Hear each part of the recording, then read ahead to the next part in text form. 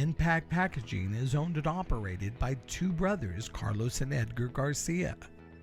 Back in 1993, having just lost their jobs, they decided to raise capital to start a business. First, we talk with Carlos, who describes their industry. In our industry, we service two major clientele. One industry is the can lid industry, which is essentially they're called end bags. We're called EndPak because we manufacture end bags. And that's a specialized package used to store can lids. Lids are manufactured in a lid plant and from there to transferred over to beverage or processing plants. The other part of our business is it's a bag that is used more of it at an institutional level. And that is a bag that is used for 50 pounds of feed, 50 pounds of corn, flour, beans, rice. These bags you'll find in the back of a restaurant, in the back of a bakery. And again, it's a widely used product for mostly everything we consume in this area. Essentially, we started because both my brother and I, my partner and I, were displaced. We either started our own business or we went to work for somebody else. At that time, we decided to launch our business by accessing $100,000 through personal loans, our personal funds, and also money that my father loaned me, and $150,000 from the SBA. That gave us enough capital to get started on a small scale. However, it was sufficient for us to launch the business and to grow it. It was essentially seed money. Next, we meet Edgar, who talks about the company's operations. We purchase paper rolls from several mills. The mills are located in the state of Washington. We bring the what we call the master rolls, and we slit them here for our end bags. The end bags are used for the container industry to package can ends or the lids. Okay, we put these rolls behind our machines. We have approximately 9 machines that run this type of bag, and it's just a process of forming the bag, applying glue, and stacking them and selling them. Okay, that's one product line.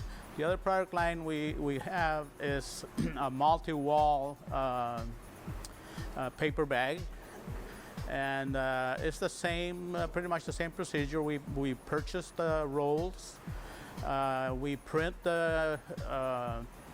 whatever the customer needs printed, and that's one of the processes. After that, it goes to a machine that is called a tuber, which forms a tube. It's still not a bag, it's just a tube. When it comes out of that tuber, it goes into a bottomer. And the bottomer, what it does is it makes a bottom that makes it a bag. Once we finish with that, we package them and we ship them to our customers. Most of the bags that we make are for orders. We don't have any inventory per se, so everything is on order. And the reason that this warehouse is so full is because we have to wait until the order is complete for us to be able to ship it. We have approximately about 100 employees. We manufacture probably about 700,000 bags a day. Okay, that's both the multi-wall and the end bags. We run 3 shifts on the end bag department and 2 shifts in the multi-wall department. Okay, we have a total of about 18 machines, comprised of everything from the paper bag making machines to bottomers to packagers. Carlos went on to give us insights on how EndPak has survived during tough economic times. These past few years have been indeed difficult. In one sense, we learned a little bit more about our business, and that was that we were in the right niche. We were servicing an industry related to beverage and consumables, whether they were human consumables or consumables by animal feeds, for example. But what we learned is that you need to stick to it.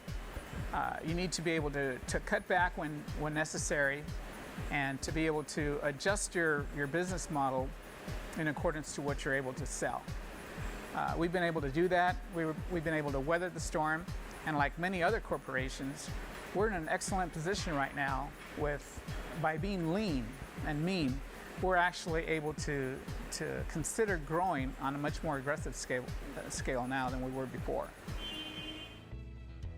Looking forward, Edgar and Carlos talk about the future of this family-owned business. We do have our children, some of our children working for us. We're trying to make it a legacy. Of course, our kids have to show us that they can do it. And so far, they've done a wonderful job. Carlos has 2 children here, and I have 2. They're working well, and I think that it's going to work out. You know, it's amazing how you kind of have to take a look back to see where we started and where we are now. But every time I see our building getting fuller and fuller, I'm like, okay, here we go again. The last thing we want to do is move, but actually it's what we want to do. And that is, if we're going to move into a larger facility, it's because we're going to be able to support that growth.